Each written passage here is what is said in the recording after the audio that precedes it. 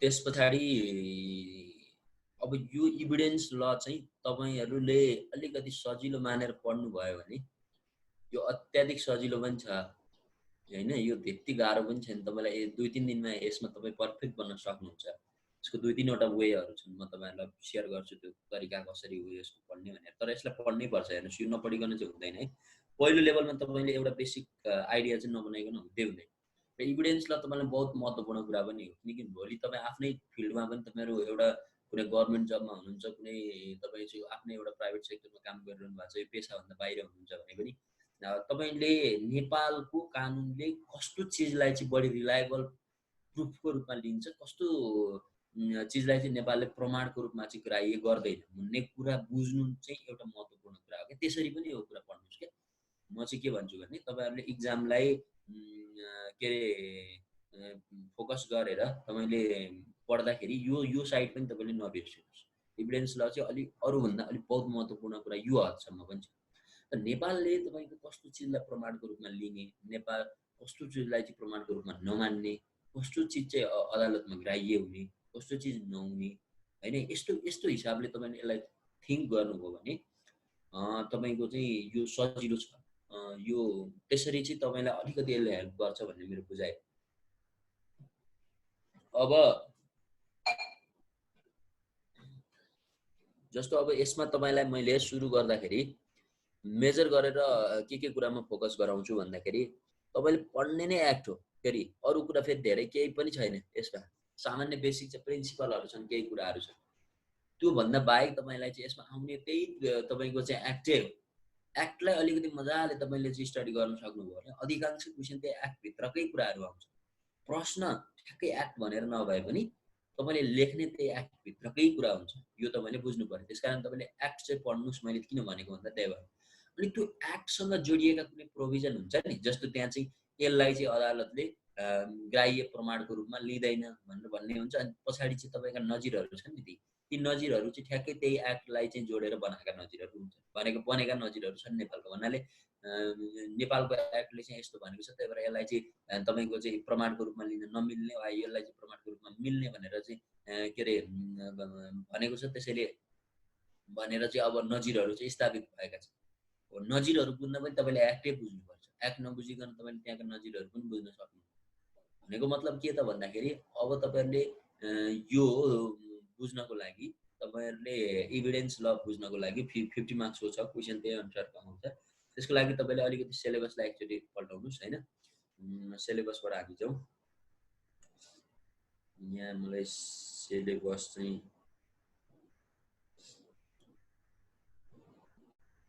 ल अब इन्ट्रोडक्सनमा जुनको पनि त्यही हो। तपाईले अब जनरली बुझिहाल्नु भयो हैन। अब इन्ट्रोडक्सन भनेकै के आउने कुरो हो त भन्दा हो। ठीक छ, यहाँ राम्रो स्क्रिन आयो हैन। अब त्यहाँनेर हेर्नुस् है त मिनिङ। अब इभिडेन्स भनेको प्रमाण भनेको के हो, यसलाई कसरी बुझ्ने, यसको चाहिँ तपाईको चाहिँ परिभाषा के हो भनेर सामान्य तरिकाले यसको नेचर, काइन्ड्स, यसको प्रकारको के छ, यसको स्कोप के छ, यसको इम्पोर्टेन्स के छ भन्ने हिसाबमै चाहिँ तपाईको चाहिँ पहिला इभिडेन्सलाई बुझ्ने। फेरि यहाँ पनि हेर्नुस्, यहाँ पनि छुट्याएको छ। पहिला प्रमाण भनेको के हो भनेको छ, अनि पछाडी चाहिँ and the law of evidence भनेर भनेको छ। अनि त्यस पछाडी प्रमाण कानुन भनेर भनेको छ। पहिला प्रमाण के हो, प्रमाणको नेचर के हुन्छ, प्रमाणको प्रकार कस्तो हुन्छ, प्रमाणको स्कोप के हुन्छ, प्रमाणको महत्त्व के हुन्छ भनेर भनेको छ भने तपाईको दोस्रो फेजमा उले के भनेको छ भने तपाईको ल अफ इभिडेन्स। त्यसपछि प्रमाण कानुनको चाहिँ अर्थ के हुन्छ, मिनिङ के हुन्छ, काइन्ड्स के हुन्छ, स्कोप के हुन्छ, इम्पोर्टेन्स के हुन्छ। लगभग सिमिलर कुराहरु हुन्छन् तर केही कुरा थप जोडिन्छन्। किनभने प्रमाण के हो त भन्दा कानुनकै भन्नु खोजे नि त। प्रमाण मात्रै भन्यो भने त धेरै कुरा आउँछन्। अब तपाईलाई historical development of law of evidence in Nepal, नेपालमा प्रमाणको विकास कसरी भयो, प्रमाणसँग सम्बन्धित विकास कसरी भयो। जस्तो अब हाम्रो अदालतले कसरी प्रमाणको ग्राह्यतालाई चाहिँ बढाउँदै के कुरालाई प्रमाण लिने, के कुरालाई नलिने, यो सम्मको तपाईको चाहिँ स्थिति यहाँ आजसम्मको आउँदाखेरि हाम्रो हिस्टोरिकल डेभलपमेन्टलाई हेर्न जरुरी हुन्छ। त्यसकारण अब यहाँ गाह्रो कुरो केही छ जस्तो मलाई लाग्दैन। यो टेक्निकल कुरै हैन। हेर्नुस्, यो सामान्य कुरो हो। परिभाषा, काइन्ड्स, नेचर, मिनिङ भनेको केही पनि हैन। म तपाईलाई सर्फेसली अलिअलि भनिदिँदाखेरि तपाईहरुले यो कुरा बुझ्नुहुन्छ। प्लस तपाईहरुलाई अलिकति जरुरी के छ भने अब यो हिस्टोरिकल डेभलपमेन्ट पनि अलिकति इन्फर्मेसनै लिने हो। इन्फर्मेसन पाउनुभयो भने लेख्न सकिहाल्नुहुन्छ।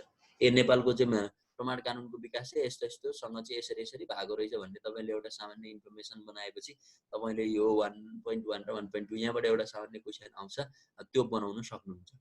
अब तपाईलाई यो 2 नम्बरको युनिट 2 छ नि, यो युनिट 2 भनेको यो 5 वटा छ नि, 1 2.1 2.2 2.3 2.4 2.5 मा सिलेबस डिस्कसन गर्दैछु है।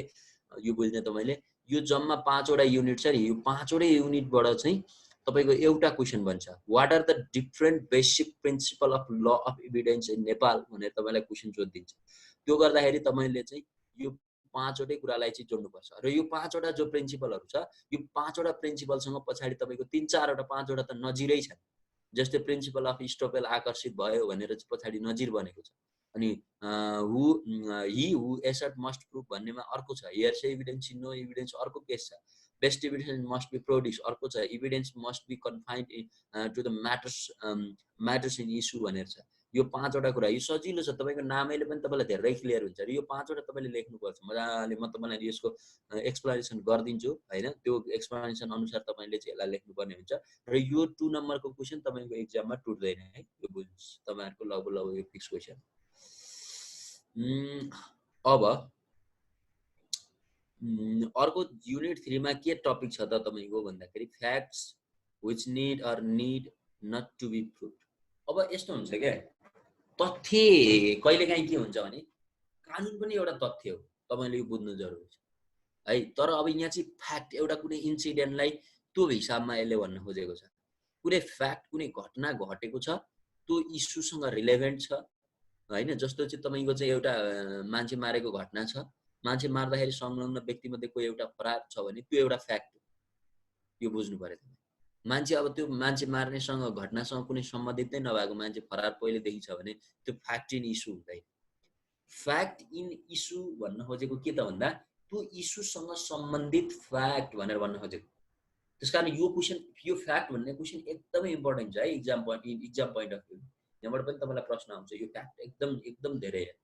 अब यो के हो त भन्दा यहाँ हेर्नुस् है, यो फेरि यो नेपालको एभिडेन्स एक्टले यो फेरि बोलेको छ। फेरि यो तपाईले खोज्ने भनेको फेरि यो बेसिक पनि यो पढ्दाखेरि फेरि कहाँ ध्यान दिइहाल्नुपर्छ भने नेपालको प्रमाण ऐनले यो fact which must be proved which need not to be proved भन्ने कुरा चाहिँ जस्तो कहाँनेरि भनेको छ त कुन चाहिँ सेक्सनमा भनेको छ भने ठ्याक्क तपाईले राख्नुपर्छ, नत्र यो गफ हुन्छ। फेरि हेर्नुस् सजिलो छ, जे पनि लेखिदिएर त हुँदैन। त्यसकारण के हो त भन्दा विथ ल लेख्नुपर्ने भएर अब तपाईको चाहिँ प्रमाण ऐनको दफा यतिमा चाहिँ fact which need to be prove fact which need not to be prove भन्ने कुरालाई चाहिँ त्यहाँनेर यस्तो यस्तोसँग भनेको छ भनेर तपाईले लेख्नुपर्छ। अनि फ्याक्टलाई कसरी परिभाषित गरेको छ, अनि यो चाहिँ एभिडेन्सलाई कसरी परिभाषित गरेको छ। यो 5 वटा प्रिन्सिपल मध्ये धेरै हिसाबको प्रिन्सिपलहरु त्यहाँ छन्।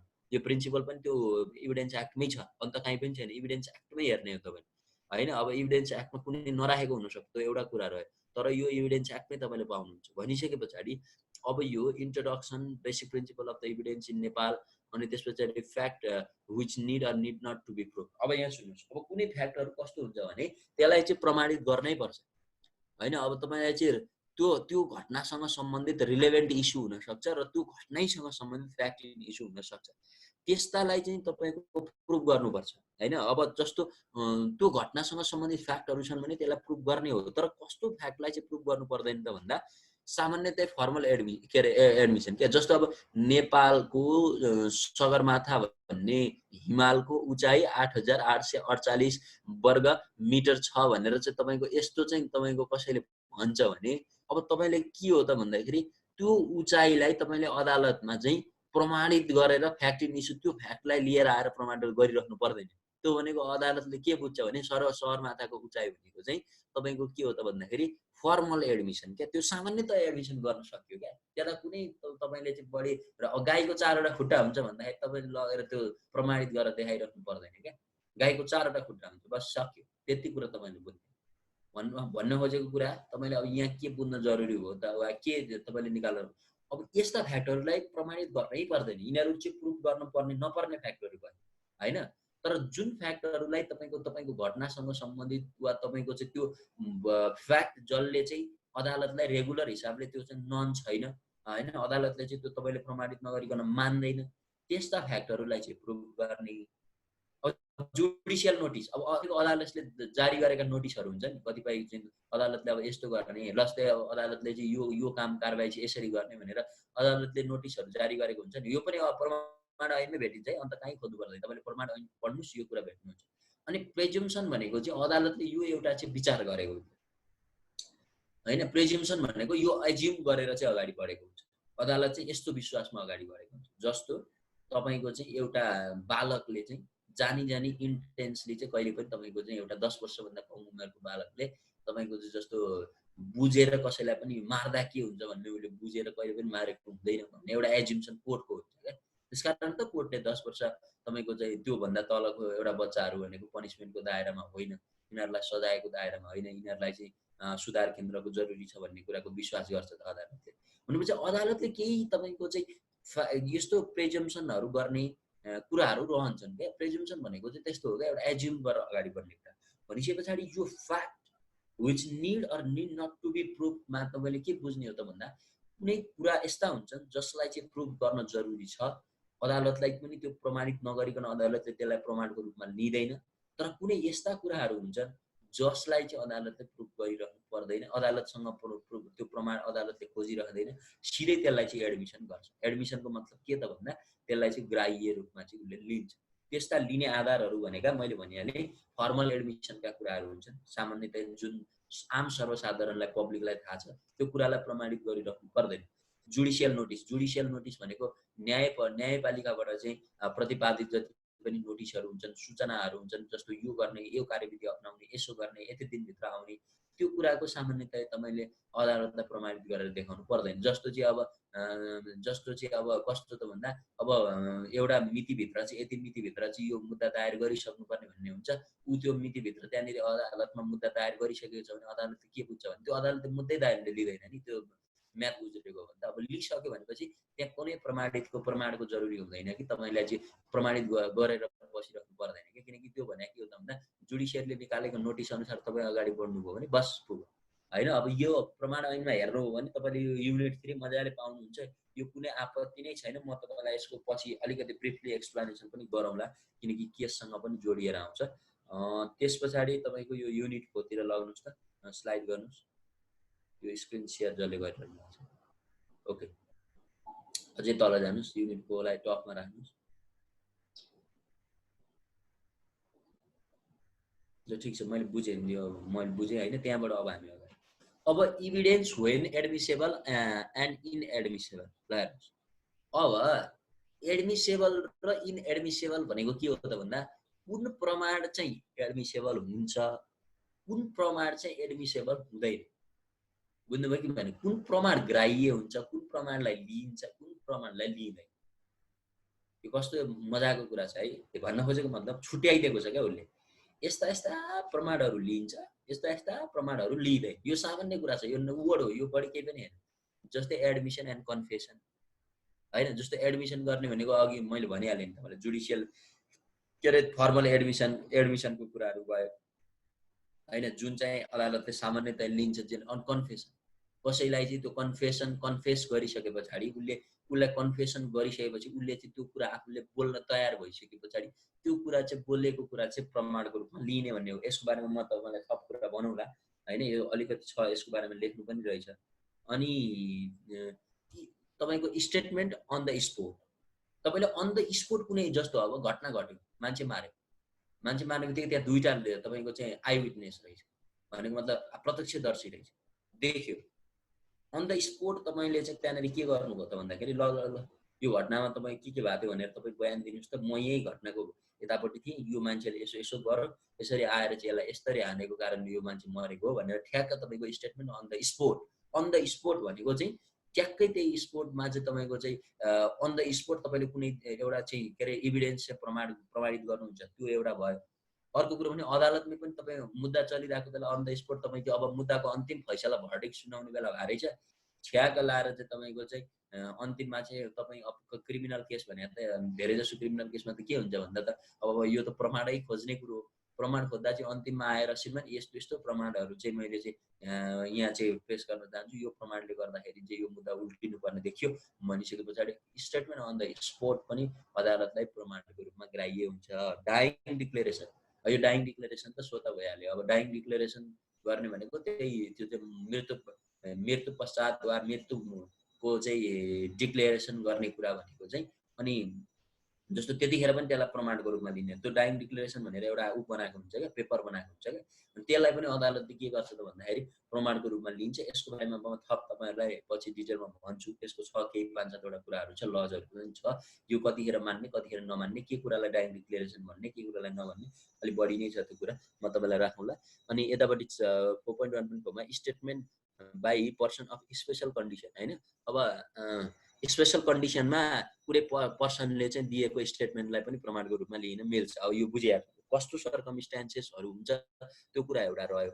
तर के हो त भन्दा स्पेसल कन्डिसनहरूमा चाहिँ तपाईँको कसैले चाहिँ एउटा चाहिँ उ दिन्छ भने, के अरे तपाईँको ओपिनियन दिन्छ वा स्टेटमेन्ट चाहिँ यस्तो हो भनेर उसले लेखेर दिन्छ भने, स्टेटमेन्ट लेख्नको लागि उसले चाहिँ आफ्नो सहमति जनाउँछ भने, त्यस्तो स्टेटमेन्टलाई पनि तपाईँको चाहिँ के हुन्छ त भन्दा प्रमाणको रूपमा चाहिँ एडमिसेबल गर्न मिल्छ, इभिडेन्सको रूपमा लिन मिल्छ। Facts recorded in the public document, ल हेर्नुहोस् अब पब्लिक डकुमेन्टमा कुनै फ्याक्टहरू चाहिँ रेकर्ड भएर बसिया छ भने, पब्लिक डकुमेन्ट भनेर बुझ्नुभयो होला नि, होइन। सरकारी कागजपत्रहरूमा तपाईँको कुनै रेकर्ड छ भने त्यसलाई पनि प्रमाणको रूपमा लिन मिल्यो। Facts recorded in the books of account, अब यो लेखाहरू हुन्छ नि, बुक्स अफ अकाउन्ट भनेको के हो, लेखा प्रणाली, होइन। अब यिनीहरूमा पनि कुनै फ्याक्टहरू चाहिँ रेकर्डेड छ भने त्यो पनि प्रमाणको रूपमा लिन मिल्यो। Fact publish in books or articles, अब बुक्स आर्टिकल्सहरूमा पब्लिस भएका कुनै फ्याक्टहरू छन् भने त्यसलाई पनि तपाईँको चाहिँ प्रमाणको रूपमा अदालतमा पेश गर्न मिल्यो। Matters recorded in regular statistics list statement HTC, अब यो बुझिहाल्नु, त्यो रेगुलर स्ट्याटिस्टिक्स लिस्ट स्टेटमेन्ट्सहरू जति पनि छ नि, हो जस्तो अब एउटा सामान्य ल भनौँ न, एउटा लज होटेलमा पनि तपाईँको चाहिँ के अरे कुनै कुराहरू जस्तो यो मान्छेहरूको सर्कमस्टान्सेस कहाँबाट आएको थियो, के गरे आएको थियो, रेकर्ड राख्छ नि, डेली रेकर्ड राख्छ नि।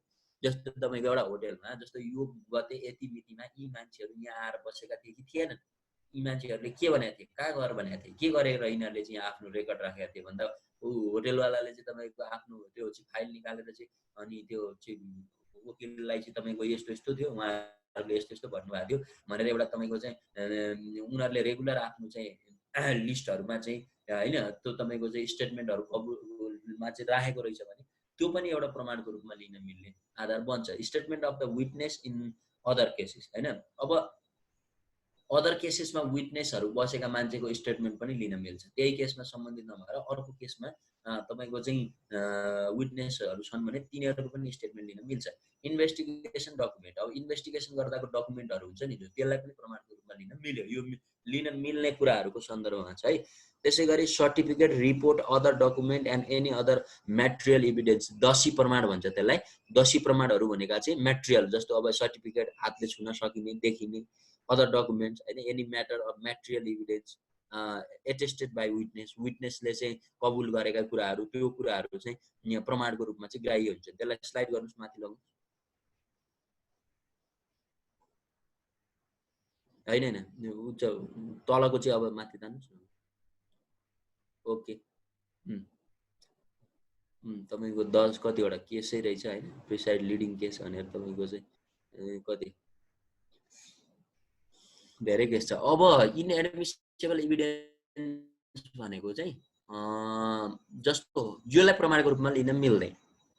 अब जुन मैले यति एक्सपर्ट ओपिनियन छ, एक्सपर्ट ओपिनियन बुझिहाल्नुभयो। अब विशेषज्ञको रायहरू, स्टेटमेन्ट अफ द विटनेसको स्टेटमेन्ट, यिनीहरू कुरा यो 13वटा जति बनाएको छ नि, यी सबै प्रमाणको रूपमा ग्राह्य गर्न मिल्ने चिजहरू। यति भने पछाडि तपाईँले बुझ्नुभयो होला, होइन। यसमा अलिकति फुटाउन सक्छ तपाईँलाई, अब अलिकति तपाईँले क्लासिफाइड गरेर हेर्न सक्नुहुन्छ। अब इनएडमिसेबल इभिडेन्स भनेका चाहिँ जुन ग्राह्य, अब त्यो तपाईँ नामहरू थाहा पाउनुहोस् है। एडमिसेबल इभिडेन्सहरू भनेका यस्ता यस्ता कुरा रहेछन्, यस्ता यस्ता कुरा, यसमा चाहिँ इन्डिभिजुअल सोधिन्छ, फेरि एक्सपर्ट ओपिनियनका कुरा सोधिन्छ, स्टेटमेन्ट अफ द विटनेस भनेर सोधिन्छ, कुरो बुझ्नुभयो कि राइट सर्ट नोट्स अनि स्टेटमेन्ट अफ द विटनेस भनेर भनिदिन्छ, एक्सपर्ट ओपिनियन भनिदिन्छ, इन्भेस्टिगेसन डकुमेन्ट भनिदिन्छ, यसरी सोध्छ। अनि अब एकैचोटि कहिलेकाहीँ चाहिँ सबै सोध्ने वाट के अरे एडमिसेबल इभिडेन्स भनेर पनि तपाईँलाई चाहिँ क्वेसनहरू त्यसरी पनि बनेको पाइन्छ। अब दुइटै admissible and admissible एभिडेन्सहरु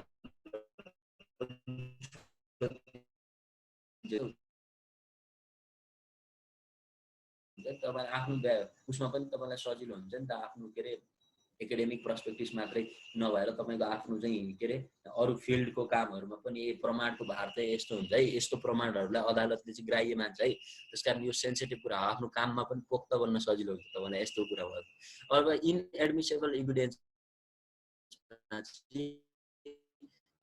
confession under threat and inducement अब तपाईले बुझिहाल्नुभयो पुलिसको रूपमा लिँदैन तपाईलाई यो कुरा थाहा छ यो त जेनरली यसो टिभी फिल्म हेर्दा पनि अलि त बुझिहाल्नुहुन्छ मलाई चाहिँ यो चाहिँ अदालतमा चाहिँ यस्तो यस्तो के अरे प्रहरीले चाहिँ आफ्नो थुनामा राखेर चाहिँ मलाई चाहिँ धम्की डर यस्तो यस्तो दिएर चाहिँ जबरजस्ती साइन गरायो पिट्यो यो गर्यो अब मेरो चाहिँ यस्तो छ अवस्था भन्ने हिसाबले चाहिँ उसले अदालतमा गएर बयान फेर्दियो भने त्यो पुलिसमा तपाईको कन्फेस गरेको कुरा मान्दैन त्यही भएर थ्रेटमा इन्ड्युसमेन्टमा कसैले चाहिँ त्यो कन्फेसन गर्न लगाउँछ भने त्यो कुरालाई मानिदैन statement express for the purpose of compromise अब कम्प्रोमाइजको पर्पजले गरेका स्टेटमेन्टहरु पनि त्यो एक्सप्रेस गरेको छ भने त्यो पनि इनएडमिसेबल एभिडेन्स नै हुन्छ त्यसको लागि त्यो मान्य हुँदैन भनेको मतलब ल ठीक छ अब त्यो कम्प्रोमाइज गरौँ यो कुरालाई अब अगाडि नगरौँ भनेर यसरी गइएको थियो श्रीमान हामी भन्यो भने त्यस्तो तरिकाले चाहिँ तपाईँ त्यो एभिडेन्स प्रेजेन्ट गर्नुभयो भने अदालतले त्यसो मान्दैन त्यो चाहिँ के हुन्छ भने मेलमिलाप जस्तो हुन्छ नि कहिलेकाहीँ सिभिल केसहरुमा क्रिमिनल केसमा त मेलमिलाप गर्न मिल्दैन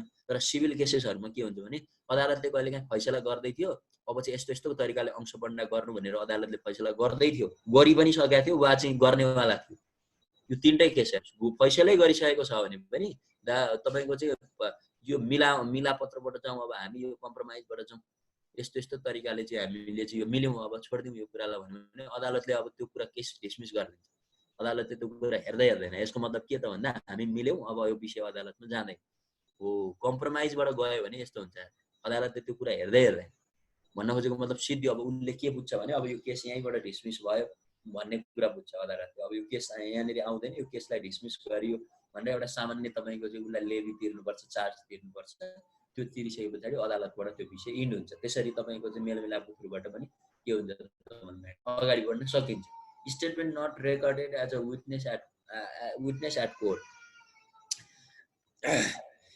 जस्तो statement not recorded at witness जस्तो यस्तो हो क्या यो चाहिँ विटनेसको स्टेटमेन्टहरु चाहिँ रेकर्ड गरेको छैन भने हैन कोर्टमा चाहिँ त्यो रेकर्ड गरेको छैन भने त्यो स्टेटमेन्टलाई पनि तपाईको चाहिँ इनएडमिसेबल नै भन्छ यो कुरा बुझ्नु पर्यो तपाईले हैन अब statement not recorded as witness at court भनेको तपाईको त्यो विटनेसको चाहिँ कोर्टमा कुनै स्टेटमेन्ट रेकर्ड गरेको छैन भने त्यसलाई पनि कोर्टले चाहिँ एभिडेन्सको रूपमा चाहिँ इनएडमिसेबल चाहिँ गर्दैन यो तपाईले बुझ्नु पर्ने कुरा दोस्रो कुरा भनेको चार्ज के रे क्यारेक्टर कसको क्यारेक्टर हुन्छ ल मेरो क्यारेक्टर मेरो चाहिँ तपाईको चाहिँ अदालतले हेरेर बस्छ मेरो क्यारेक्टरलाई चाहिँ अदालतले प्रमाणको रूपमा लिन्छ त्यो त लिदैन नि त म कस्तो छु मेरो अदालतले प्रमाणको रूपमा लिन थाल्यो भने त यस्तो हो क्या अब सर्कमस्टेन्स बन्न सक्छ तर त्यो प्रमाण होइन क्या जस्तै अब मेरो ब्याकग्राउन्ड भनेको अब पहिलेदेखि सानैदेखि चाहिँ अब पढेर आएको मान्छे कुनै क्रिमिनल केसेसहरु गरेको छैन यो मान्छेको उहरु चाहिँ एकदम त्यो ब्याकग्राउन्डहरु हेर्दाखेरि चाहिँ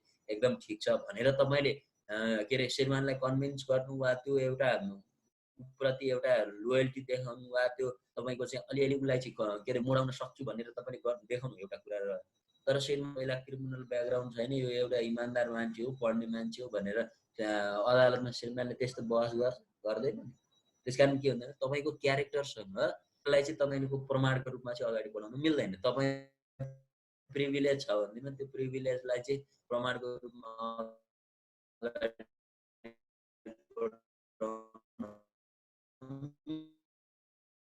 मिल्दैन प्रिभिलेज भनेको बुझिहाल्नु होला हैन सुविधा छ एडमिसन गराउने भन्ने हुँदैन त्यसकारण के हो त भन्दा एडमिसेबल एभिडेन्स र नन के रे इनएडमिसेबल एभिडेन्सहरु यसरी छुट्याएर तपाईले पढ्नु पर्ने हुन्छ हैन अब यो तपाईलाई सोध्न सक्छ एक्जाममा अनि एभिडेन्स ल लामो छ अब क्लासिफिकेसन अफ एभिडेन्स भनेर अर्को एउटा टपिक छ अब क्लासिफिकेसन अफ एभिडेन्समा बेसिसको आधारमा छ यो सजिलो छ जस्तो on the basis of relevancy भने के हो रिलेटेडको आधारमा डाइरेक्ट रिलेटेड छ कि सर्कमस्टेन्शियल कुराले रिलेटेड छ त्यो प्रमाणहरु त्यो मुद्दासँग वा त्यो केससँग भनेर हेर्ने काम एउटा भयो on the basis of physical structure त्यो प्रमाण चाहिँ कस्तो स्ट्रक्चरको छ त, जस्तो डकुमेन्ट्री हो कि ओरल हो कि मान्छेले बोलेको कुरा हो कि मेटेरियल हो कि हैन, अब मेटेरियल कुनै वस्तु हो कि, त्यसरी तपाईँको on the basis of physical स्ट्रक्चरको आधारमा पनि तपाईँको के हो त भन्दा क्लासिफिकेसन अफ इभिडेन्स चाहिँ गर्न सकियो हैन। Burden of proof in Nepal भनेर चाहिँ तपाईँको चाहिँ नेपालमा चाहिँ प्रमाणको चाहिँ भार कसरी रहन्छ, यो फेरि अलिकति इन्टरनेसनल बेसिसमा चाहिँ एकदम धेरै उ गर्नुपर्ने जेनरल कन्सेप्ट चाहिँ बर्डन अफ प्रुफको के हुन्छ, यो के अरे कमन ल प्रणाली मान्ने देशहरूमा भन्ने कुरा र तपाईँको यो सिभिल ल मान्ने जस्तो एडभर्सेरियल सिस्टम र इनइक्विजिटोरियल सिस्टम भनेर भन्छ, त्यो दुईटा सिस्टममा चाहिँ प्रमाणको भार फरक फरक हुन्छ। जस्तो प्रमाणको भार जस्तो कसलाई रहन्छ त, जस्तो क्रिमिनल मुद्दा आयो भने तपाईँ प्रमाणित गर्ने भार कसलाई हुन्छ, मुद्दा कसलाई लागेको छ, यो चाहिँ अब करप्सन लहरू ड्रग्स लहरू भयो भने यसमा कसले प्रमाणको भार पुर्याउँछ, यो यो यो महत्त्वपूर्ण कुरा छ। यिनीहरूमा जस्तो जसले यिनीहरूलाई चाहिँ त्यो लगाए त्यसले प्रमाणित गर्नुपर्ने भन्ने कुरो हुन्छ भने बाँकी जस्तो केसहरूमा चाहिँ आफैले प्रमाणित गर्नुपर्ने, वादीले नै त्यो कुरा चाहिँ प्रमाणित गर्नुपर्ने मुद्दाको चाहिँ के अरे जसले अर्कालाई आरोप लगाउँछ भन्ने हिसाबबाट छ। यसमा इभिडेन्समा क्लियर छ, तर म यसको तपाईँलाई जेनरल पहिलादेखिको ब्याकग्राउन्ड चाहिँ बनाइदिन्छु है। यति गरियो भनेदेखि अनि तपाईँले चाहिँ यो बर्डन अफ प्रुफ इन नेपालको सन्दर्भमा द जेनरल कन्सेप्ट, यसका प्रिन्सिपल छन्, बर्डन अफ प्रुफका चाहिँ जेनरल प्रिन्सिपलहरू छन्, त्यो प्रिन्सिपल पनि क्लियर हुनुपर्छ। जस्तो अब यस्तो हुन्छ क्या, जस्तो अब तपाईँलाई चाहिँ कुनै एउटा फौजदारी मुद्दा लागेको छ, फौजदारी मुद्दामा तपाईँ त्यो हुनुभएको छ भने तपाईँलाई चाहिँ उनीहरूले प्रमाणित गर्छ, डिफेन्सले नि प्रमाणित गर्छ। अब यस्तो हुन्छ कि यो चाहिँ वादीको र प्रतिवादीको भार दुइटैको रहन्छ, उति नै भारहरू रहन्छ। जस्तो प्रमाणित गर्नु पर्यो, तपाईँले पनि आफूलाई होइन भनेर प्रमाणित गरेर देखाउन सक्नुपर्छ, उनीहरूले पनि तपाईँलाई हो भनेर प्रमाणित गर्छ। यसमा चाहिँ के हुन्छ भने यो प्रमाण नै टक्राउने हो। यो प्रमाण जसले पुर्याउन सक्यो भने, किन अदालत आफै जाँदैन, जस्तो हाम्रो जस्तो सिस्टममा अदालत प्रमाण खोज्न जाँदैन, जस्तो सिभिल ल सिस्टममा त अदालत आफै इन्भेस्टिगेसनमा उत्रिन्छ। तर हाम्रो जस्तो कमन ल प्रणालीमा के हुन्छ त भन्दाखेरि अदालत आफै चाहिँ त्यो मुद्दाको प्रमाण खोज्न चाहिँ भन्दा जति प्रमाणहरू आए त्यही प्रमाणको आधारमा उसले फैसला गर्ने। तपाईँको वादी र प्रतिवादी पक्षबाट लडेका वकिलहरूले कति प्रमाण पुर्याए त्यो मुद्दामा, कति प्रमाणहरू चाहिँ अगाडि लिएर आएको छन्, त्यो प्रमाण के अरे त्यो मुद्दामा लिएर आएका प्रमाणको आधारमा उनीहरूले के गर्ने हो त भन्दाखेरि त्यही प्रमाणलाई आधार मानेर उनीहरू फैसलाको नजिक जाने हो। त्यसकारण बर्डन अफ प्रुफ कहिलेकाहीँ सिफ्ट हुन्छ, एउटाबाट अर्कोमा जान्छ। त्यसकारण अब कहिलेकाहीँ हुन्छ नि तपाईँको चाहिँ वादी पक्षले चाहिँ, जस्तो सरकार पक्षले चाहिँ गतिलो प्रमाण पेश गर्यो भने अब त्यसलाई त काट्नु पर्यो, त्यसमा प्रमाणित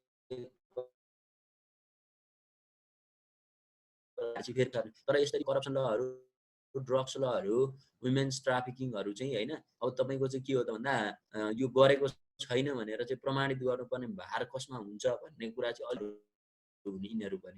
यिनीहरू भनेका चाहिँ जुन general rule of burden of proof भनेको प्रमाणको भार है, नेपालीमा ठ्याक्कै भन्दाखेरि त्यो प्रमाणको भार कसमा रहने भन्ने कुरा चाहिँ तपाईँको चाहिँ यिनीहरूमा फरक फरक अलिअलि छन्। यो अहिले यहाँ 4-5वटा तपाईँले जति अदर्स ल, वुमेन ट्राफिकिङ, ड्रग्स ल, करप्सन ल, यो केसमा र तपाईँको जेनरल बर्डन अफ प्रुफमा हुने कुरामा अलिकति फरक छ, किनभने यिनीहरू त्यस्ता प्रकृतिका मुद्दा भने पछाडि यो आधारमा तपाईँ अहिले के कन्क्लुजनमा पुग्नु हो त भन्दाखेरि इभिडेन्स ल भनेको इभिडेन्स एक्ट नै हो। यहाँ हेर्नु त अब टपिकहरू हेर्दा पनि सजिलो छ क्या। इभिडेन्स भनेको के हो, इभिडेन्स लगा चाहिँ जेनरल तपाईँका चाहिँ प्रकारहरूदेखि लिएर आएर सबै कुरा। टाइम सकिएछ नि त, एकचोटि रिजन गराउ त विराज, एकछिन डिस्कस गरौँ। आज धेरै कुरा त हुँदैन, सिलेबस डिस्कसनै हुने हो, तर म उहाँहरूलाई 5-10 मिनट अरू कुराहरू राख्छु अनि हुन्छ। एकचोटि सबैजनाले रिजन गर्नु पर्यो, एकचोटि रिजन गर। रिमेनिङ टाइम 1 मिनट हो।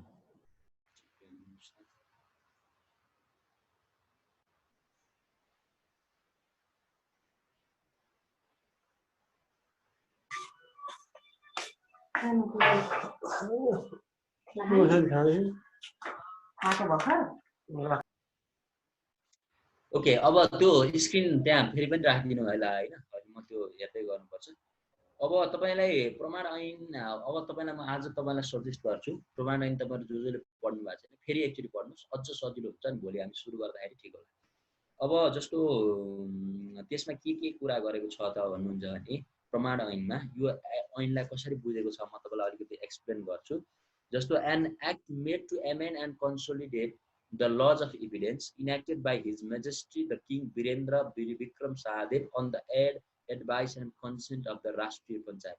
राष्ट्रिय पञ्चायतको सल्लाहमा त्यो सल्लाह सुझावमा चाहिँ किङ वीरेन्द्रले चाहिँ यो चाहिँ नेपालको चाहिँ यस्तो ऐन जसले चाहिँ to amend and consolidate the laws of evidence, त्यसले चाहिँ नेपालको चाहिँ प्रमाण ऐनसँग सम्बन्धित जति पनि कानुनहरू छन् त्यसलाई अमेन्ड गर्न र कन्सोलिडेट गर्नको लागि यो चाहिँ किङ वीरेन्द्रले जारी गरेको 2031 को चाहिँ प्रमाण ऐनको कुरा हो। अब यो प्रमाण ऐन 2031 को के अरे यो चाहिँ प्रिएम्बल जस्तो भयो, जस्तो संविधानको चाहिँ प्रस्तावना भने जस्तै यो ऐनको प्रस्तावना भयो भनिसके पछाडि अब यसले चाहिँ यसका प्रिलिमिनरी कुरोमा के छ त भन्नुहुन्छ भने this act shall apply to all proceeding before the court हैन, यो चाहिँ कोर्टको अगाडि चाहिँ प्रेजेन्ट गर्ने, प्रोसिडिङमा प्रेजेन्ट गर्ने जति पनि उ छन् के अरे प्रमाणहरू छन् त्यसको एउटा यो एक्ट हो भनेर चाहिँ तपाईँको चाहिँ यसले भनेको छ। त्यस्तै गरी डेफिनेसनमा यसमा कोर्ट भनेको के हो, अलरेडी एक्सप्रेस भनेको पहिले बताइसकेको कुरा भनेको के हो, पब्लिक डकुमेन्ट भनेको के हो, यस्ता कुराहरूको परिभाषा गरेको छ।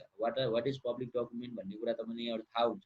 यस्तै गरी तपाईँले त्यो डेफिनेसनहरू हेर्ने, अनि च्याप्टर 2 मा त्यो च्याप्टर 1 को कुराहरूमा त्यस्ता कुराहरू छन्। च्याप्टर 1 मा सामान्य परिभाषा, त्यस पछाडि त्यो एक्ट चाहिँ कोर्टको प्रोसिडिङमा चाहिँ कोर्ट प्रोसिडिङ अगाडि त्यो गर्ने भन्ने कुरा, यस्ता कुराहरू छन् भने च्याप्टर 2 मा fact in which evidence may be examine and fact not required to examine the evidence. ल हेर्नुहोस्, अब कुनै कुनै फ्याक्ट्सहरू यस्तो हुन्छन् which may be examine and fact not required to be examine in the evidence. कुनै कुनै इभिडेन्सहरू चाहिँ तपाईँको एक्जामाइन गर्नुपर्ने हुन्छ, कुनै कुनै फ्याक्टहरू चाहिँ एक्जामाइन गर्नु नपर्ने हुन्छ। अब त्यही कुराहरू आए। तपाईँले यसमा चाहिँ यसको दफा 3, 4, 5 अब जस्तो यसमा भनेको छ हेर्नुहोस् त, यहाँ 5 मा पहिला 3 मा के भनेको छ, जस्तो fact in which evidence may be examine हैन। अब त्यस्तो फ्याक्टहरू जसमा चाहिँ इभिडेन्स एक्जामाइन गर्नुपर्छ भनेर भनेको छ। कस्ता कस्ता फ्याक्टहरू रहेछन् अब त्यो पढ्नुहोस्, सरर पढ्नुहोस्। Fact not required to examine the evidence हो, कस्तो कस्तो प्रमाणहरू जसमा चाहिँ तपाईँको चाहिँ फ्याक्ट चाहिँ एक्जामाइन गर्नु पर्दैन भनेर उसले त्यहाँनिर मजाले लेखेको छ। अब तपाईँसँग इभिडेन्स एक्ट छ भने यो पढ्नु हो भने केही पनि गाह्रो नै छैन। जस्तो यसमा सिम्पल कुरा छ, मैले यसमा तपाईँलाई चाहिँ भनिनँ, त्यही भित्र रिलेभेन्ट फ्याक्टको पनि कुरा गरेको छ दफा 3 भित्र हैन। अब दफा 5 मा जानुभयो भने fact to be taken in the judicial notice by the court. अघि मैले भनेको हेर्नुहोस् त, जुडिसियल कोर्ट फ्याक्ट चाहिँ यस्ता यस्ता फ्याक्टहरू छन् जुन चाहिँ जुडिसियल नोटिसको रूपमा चाहिँ कोर्टले आफै मानिसकेको हुन्छ। त्यस्ता फ्याक्टहरूलाई तपाईँले प्रुफ गरिराख्नु पर्दैन। जस्तो geographical position of Nepal, constitution of Nepal, Nepal law, notice publish by Nepal budget, यस्ता कुराहरू तपाईँले प्रमाणित गरिराख्नु पर्दैन। यो 5औं नम्बरको भयो। अनि द कोर्ट स्याल प्रिज्युम द फ्याक्ट। अब ल हेर्नुहोस्, अघि मैले त्यो भनेको कोर्ट आफैले के प्रिज्युम गर्छ, के प्रिज्युम गर्छ त, जस्तै कोर्टले प्रिज्युम गर्ने कुराहरू त्यहाँ सर र ABCDE तपाईँले त्यहाँ हेर्नुभयो भने त्यसरी एफसम्म तपाईँको मजाले राखिदिएको छ। कुरा बुझ्नु भयो कि भएन? हो। अब यो कुराहरूलाई कोर्ट आफैले चाहिँ के गर्छ त भन्दा एज्युम गर्छ, मान्छ, यस्तो कुरा हो भनेर मान्छ। यसलाई तपाईँले प्रमाणित गरिराख्नु पर्दैन। यति कुरा मैले भने अहिले। द कोर्ट मे प्रिज्युम, अब कोर्टले चाहिँ यस्ता कुराहरू प्रेजेन्ट गर्न मिल्छ, प्रेजेन्ट गर्छ उसले भनेर भनेको छ हैन। अब त्यो प्रेज्युम गर्ने कुरा सक्यो। च्याप्टर 3 मा जाउँ। च्याप्टर 3 कै च्याप्टर 3 मा हामीले अब fact to be taken or not to be taken as evidence हो। फ्याक्टलाई, कुन फ्याक्टलाई चाहिँ एभिडेन्सको रूपमा टेकन गर्ने, कुन फ्याक्टलाई चाहिँ एभिडेन्सको रूपमा टेकन नगर्ने। मुख्य रूपमा के त भन्दा यो फ्याक्टहरू चाहिँ एभिडेन्सको रूपमा लिन मिल्छ, यो फ्याक्टहरू एभिडेन्सको रूपमा लिन मिल्दैन। यो अलि लामो छ, बहुत महत्त्वपूर्ण पनि छ। 8 च्याप्टर तपाईँको यसको दफा 8, दफा 9, दफा 10 तपाईँले पढ्नुभयो भने मजाले बुझिन्छ। यो फ्याक्टहरूलाई चाहिँ प्रमाणको रूपमा लिन मिल्छ, यो फ्याक्टहरूलाई प्रमाणको रूपमा लिन मिल्दैन हैन। अब जस्तो immediately express fact, immediately express फ्याक्टलाई चाहिँ प्रमाणको रूपमा लिने कि नलिने त भन्ने कुरा आयो भने त्यसमा प्रमाण अहिले के भनेको रहेछ त, fact express by the person when in the normal condition. एउटा नर्मल कन्डिसनमा छ भने के अरे तपाईँको चाहिँ फ्याक्टको रूपमा लिने कि नलिने। तर त्यो मान्छे हु इज नाउ डेड, तर तपाईँको त्यो मान्छे चाहिँ अहिले चाहिँ मरिसक्यो भने त्यसलाई प्रमाणको रूपमा लिने कि नलिने। कस्तो इन्ट्रेस्टिङ छ हेर्नु न यो। तपाईँले चाहिँ यसरी तपाईँले सर 13, 14, 15, 16, 17 तपाईँको चाहिँ अनि त्यस पछाडि सिधै 17 पछाडि 24 मा तपाईँको चाहिँ 24 मा छ तपाईँको fact not to be taken as evidence भनेर चाहिँ छ। 24 मा चाहिँ तपाईँको ठ्याक्कै छ। जस्तो अब कुनलाई चाहिँ प्रमाणको रूपमा नलिने भनेर चाहिँ तपाईँको सिधै 24 नम्बरको दफामा चाहिँ छ। 17 पछाडि सिधै 24 हेर्नुभयो भने यो रोल क्रम तपाईँको मिल्छ। टिप्नुहोस् है, त्यसै गरी चाहिँ तपाईँले गर्नुपर्छ। विराज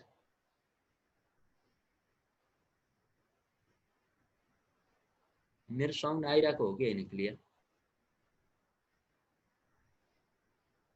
आइरहेछ भाइ। ओके, अनि अब तपाईलाई बर्डन अफ प्रुफ अहिलेको कुरा आयो नि, ल हेर्नुहोस् इभिडेन्स लको च्याप्टर 4 मा छ। अब च्याप्टर 4 मा तपाईँको चाहिँ सबै कभर छ। ल हेर्नुहोस् अब बर्डन अफ प्रुफ भनेको मैले अघि भनेको थिएँ नि, जस्तै burden of proof of proving on offence, जस्तो तपाईँको चाहिँ प्लेन्टिफ जस्तो अब क्रिमिनल मुद्दा छ भने तपाईँको बर्डन अफ प्रुफ चाहिँ कसलाई लाई हुन्छ त, कसलाई लाइज गर्छ त, त्यो कुरा कसले प्रमाणित गर्नुपर्ने भार कसमा हुन्छ त भन्यो भने तपाईँको प्लेन्टिफ दाबी गर्ने मान्छेमा हुन्छ त्यो कुरा। जस्तै अब burden of proof or proving the claim, तपाईँको चाहिँ burden of proof proving the claim भनेको अब त्यो तपाईँले गरेको क्लेम प्रमाणित गर्ने काम तपाईँ जो दाबी हो त्यसैमा हुन्छ। तर मैले अघि तपाईँलाई एक्सेप्सनल कुराहरू भनेको थिएँ होइन, जस्तो एक्सेप्सनल कुराहरू के भनेको थिएँ, जस्तै ड्रग्सको कुरा अनि के त्यो ट्राफिकिङको कुराहरू होइन। अब ड्रग्समा के हुन्छ, मानौँ तपाईँलाई चाहिँ तपाईँ ड्रग्स युजर होइन, अब त म बाटोमा हिँडिरहेको थिएँ, म गाडीमा चढेको थिएँ पब्लिक गाडीमा, मलाई पब्लिक गाडीमा कसैले चाहिँ मेरो झोलामा वा चाहिँ मेरो कुनै खल्तीमा कोटको खल्तीमा चाहिँ ड्रग्स हालिदियो। अब मलाई त प्रहरीले समायो ड्रग्सको उसमा चाहिँ, अनि मलाई समाइसकेपछि अब के मैले प्रमाणित गर्नु पर्यो क्या कि म ड्रग्स युजर होइन। त्यतिखेर तपाईँलाई प्रतिवादी बनाएको छ, तर तपाईँले नै त्यसको प्रमाण, जस्तो क्रिमिनल केसमा जसले दाबी गरेको छ उसले प्रमाणित गर्छ।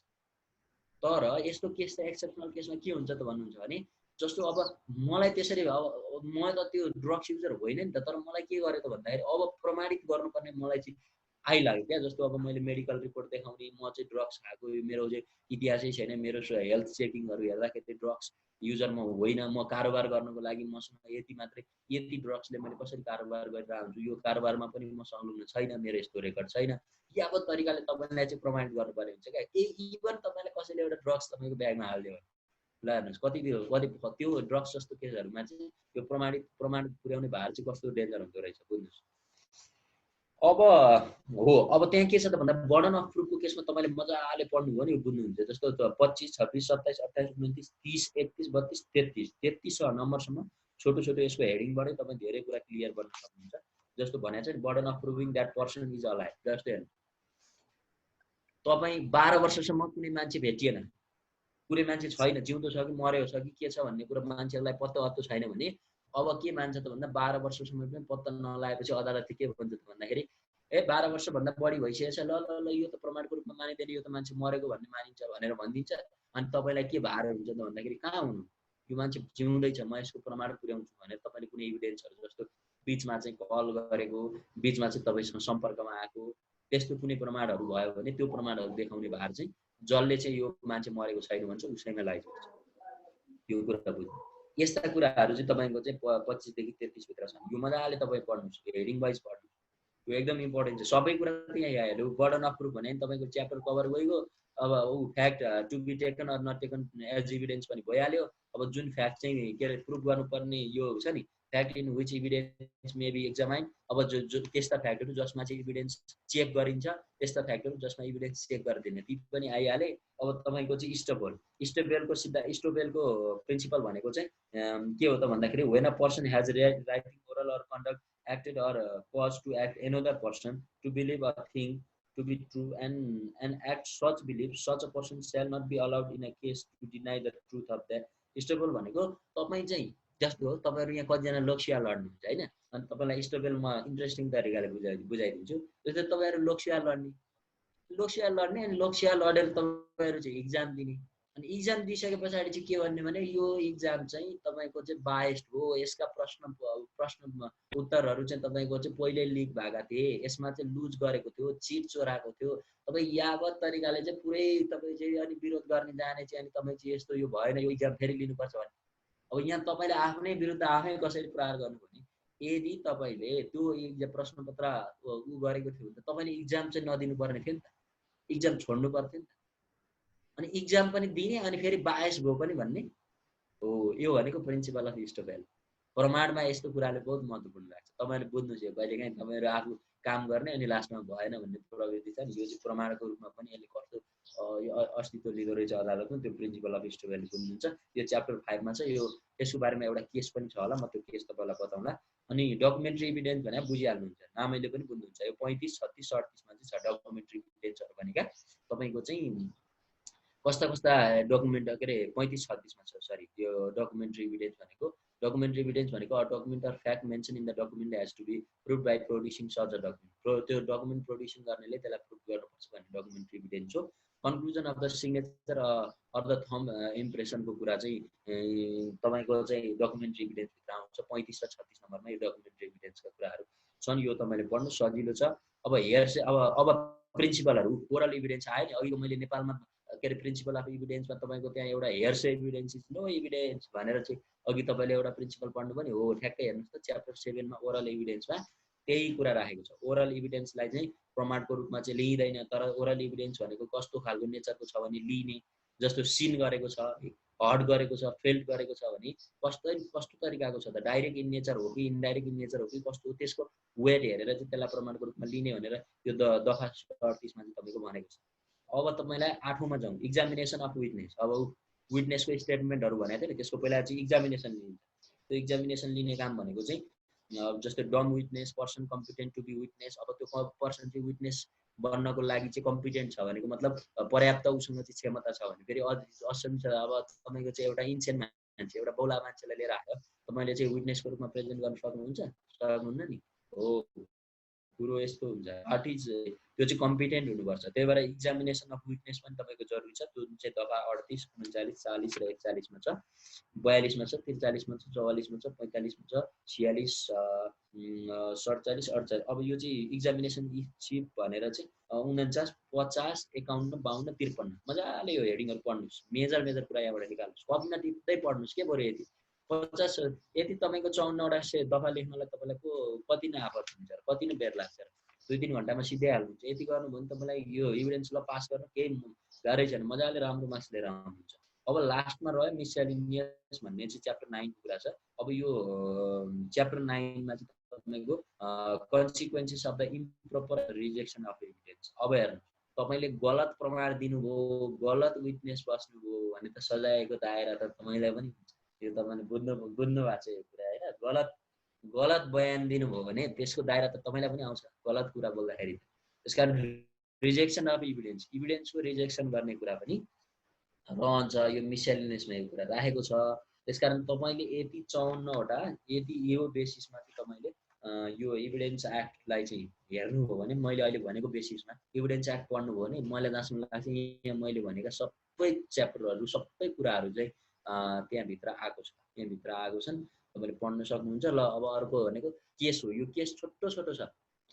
यो जस्तो यो बलदेव उपाध्यायको केस भयो होइन, तपाईँको देवेन्द्र शमशेरको केस भयो, देवीमाया राणाभातको केस भयो, यिनीहरू 10वटा केस छ। यिनीहरू छोटो, यो केस पनि पढ्नु भयो। यो पढ्नुभयो, यति केस पढ्नुभयो भने तपाईँले यो केसमा फेरि यस्तो हुन्छ क्या, लामो केसको प्रकृति होइन, सामान्य हुन्छ क्या। जस्तो अब यो मैले भने नि प्रिन्सिपल अफ स्टोकहोल्म, अब एउटा फ्याक्ट हुन्छ, कहीँ गल्ती गरे हुन्छ। जस्तो एउटा रियल घटनै छ नि, तपाईँले प्रिन्सिपल अफ स्टोकहोल्ममा मैले भनेकै अहिलेको रियल घटना होइन, त्यो रियल घटनामै तपाईँको त्यही भएको छ क्या। उसले चाहिँ इक्जाम दिन्छ, पछि मैले चाहिँ यो इक्जाम चाहिँ बायस भयो, यो इक्जाम चाहिँ ठिक भएन भनेर एउटा के यादव भन्ने छ उता जनकपुरतिरको एउटा मान्छेले चाहिँ तपाईँको चाहिँ विद्यार्थीले चाहिँ लोकसेवाको विद्यार्थीले त्यस्तै गरी मुद्दा हाल्छ।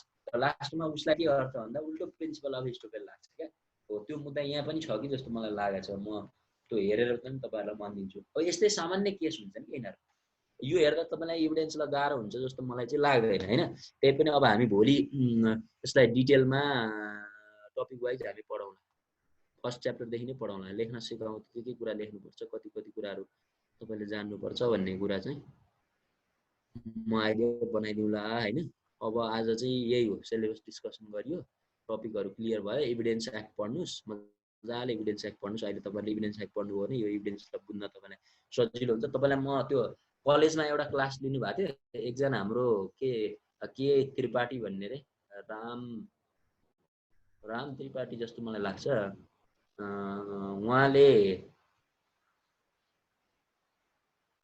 उहाँले एउटा इभिडेन्स लको यस्तो सर्ट फर्ममा चाहिँ त्यो क्लास लिनुभएको थियो क्या। मैले एउटा उहाँलाई क्लास लिन बोलाएको थिएँ ल क्याम्पसमा इभिडेन्स लको।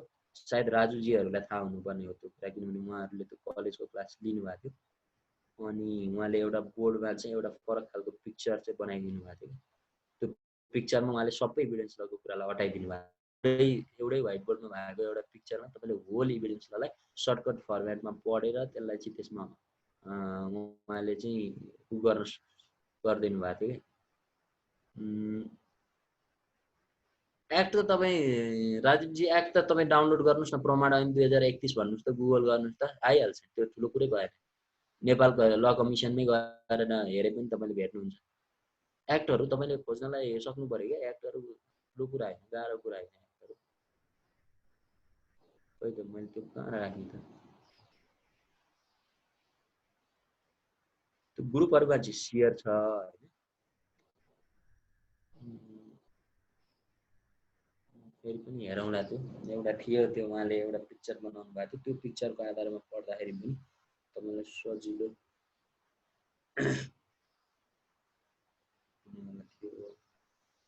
मैले राखेको छु। जस्तो फेसबुकमा चाहिँ त्यो नोटिसहरू हालेको त्यो एलएलबी फर्स्ट इयर के अरे त्यो नेपाल ल क्याम्पस एएनएनएस आइएसयु भन्ने जो एउटा ग्रुप छ, त्यो ग्रुपमा चाहिँ त्यो मैले सेयरै गरिदिएको थिएँ त्यति बेला होइन। अब एकचोटि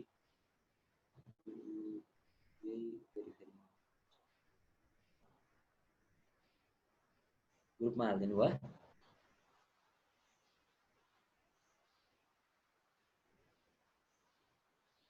त्यो पनि हेर्नुहोस् है। जस्तै ओके उहाँले हालिदिनु भएको छ त्यहाँ, तपाईँले ग्रुपमा हेर्नुहोस् त सबैजनाले एकचोटि तपाईँको ग्रुपमा हेर्नुहोस् त त्यहाँ ल हेर्नुहोस् न, उहाँले यस्तो मजाले यो चाहिँ पुरै एभिडेन्स एक्ट नेपालीमा तपाईँको त्यहाँ कभर अप गरिदिनु भएको छ। उहाँले सर्टकट फर्ममा यो बनाउनु भएको छ क्या, र उहाँले त्यहाँ सर्टकट त्यो पनि लेख्नु भएको छ, आफ्नो त्यो फर्मुलाहरू पनि लेख्नु भएको छ। त्यो एकचोटि हेर्नुहोस्, त्यहाँबाट तपाईँले यो एभिडेन्स एक्ट पढ्नुहोस्, सँगसँगै हेर्नुहोस् त के बनाएको रहेछ भनेर। एभिडेन्स ललाई उहाँले त्यति बेला उहाँले कन्क्लुड गरिदिनु भएको थियो एउटै लेक्चर मजाले। यो पनि तपाईँले हेर्नुहोस् ल ल, यही नै हो आज हामीले भन्ने, भोलि गर्नुपर्छ। अब बाँकी भोलि गएर तपाईँको एभिडेन्स ललाई म सुरु गर्छु। डेफिनेसन पार्टहरू म सिकाउनु सिकाएको छु सबै, तपाईँ आफूले पनि अलिक मेहनत गर्नुहोस्। एभिडेन्सलाई पास गर्न गाह्रो छ। ल विराज